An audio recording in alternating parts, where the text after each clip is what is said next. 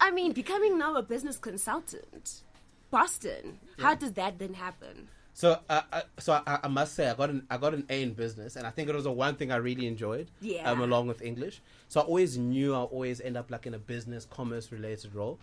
I think Boston for me was a natural fit because I've always been in education throughout my career, and I think Boston really kind of speaks to my values because I need to derive not only just enjoyment, but fulfillment from what I do, and just looking at the incredible work we do at Boston. It makes me feel good knowing that I do a job that makes an impact. Because for me, beyond, the salary aspects or career progression, I need to enjoy what I do now. And I think just, kind of representing Boston at a corporate level and if I just think of the day-to-day work that I do, I find a lot of enjoyment in what I do. And I think Boston is just a natural fit for me. And speaking of Boston being a natural fit, right? Do you think Boston is doing enough to help students pick their subjects? More than enough, and I'll tell you why I say that. Please. So in your intro, you kind of play this wonderful clip that we like playing as well that speaks to the 47 support centers. Anyone listening today can walk into any Boston support center across the country, sit down, have completely no idea of what to do, walk into a Boston branch, and sit down with one of our students advisors. And from that initial discussion, you can go from I don't know what I want to do to us talking to you about your career options, linking that with what you'd like to study, and then you find that you walk out of the support center, having registered, but you came in not knowing. And I've seen that during our registration period where I've sat down with a couple of our students advisors, and I've seen that where parents walk in with their children, and it's like, yeah, I want to be an accountant, but I don't know how I get there. And we have that initial discussion, get the person from, this is what I want to be, here's what I need to do to get there. And then Boston helps me with facilitating that. So we do more than enough. And that's what I'm saying. It's one thing for me to say.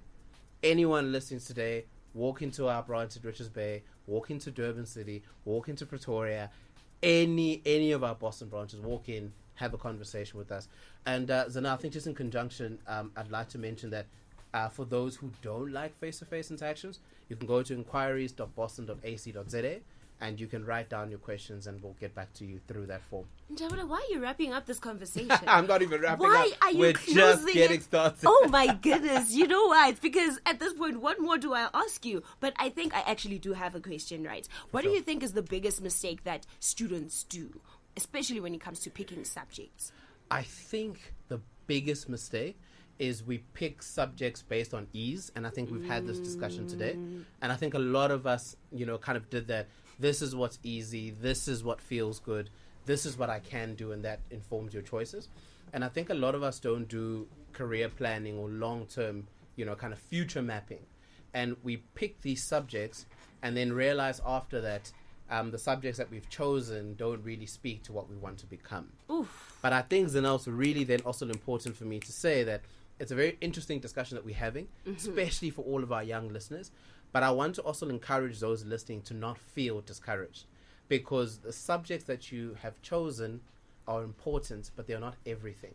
Ooh. Because there are other ways in which you can become what you'd like to become. Let's do a practical example. So English is really important if you want to do an LLB, you want to become a lawyer. English has obviously a huge foundation. Sure. So you then might think, okay, I don't have 30 points, or, my English is not a C or an A or B, I can't become a lawyer.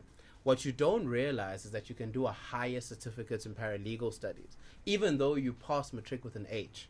Once you do that higher certificate in paralegal studies, we call it an articulation pathway. And what happens is, once you've done that 1-year certificate, you can now enroll for an LLB. So it becomes like a bridge. It becomes like a bridge. But the limiting beliefs is I pass matric with an H, I can never become a lawyer. You can never be anything. I mean, H. Babe. I'm so glad we don't publish names. I come from a time where I finished matric where our names are still on the paper. So I'm happy we don't do that anymore. And it's a lot more private. Yeah, no. Hey, that is very, very interesting, Shem.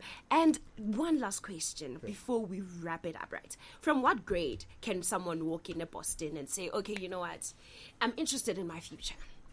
Do we wait until grade 10? Okay. Matric or grade 8? So with Boston, we always say it's good to think ahead.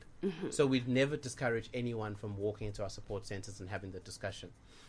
as I said, I think with grade 9, you're going to choose subjects that are going to impact what you can do immediately after you finish school. So it's never early then in grade 9 to have that conversation. Equally with grade 10, you're already starting to think about what comes next.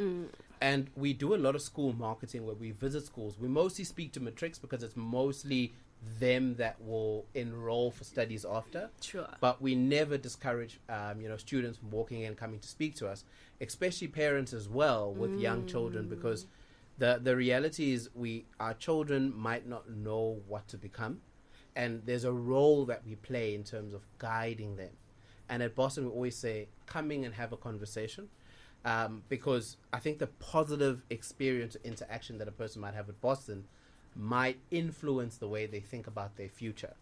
And I think it's really important for us to have that conversation early on. So we open to the public, any person in South Africa, come and have a conversation with us. Man, Jabulo, thank you so much for coming through.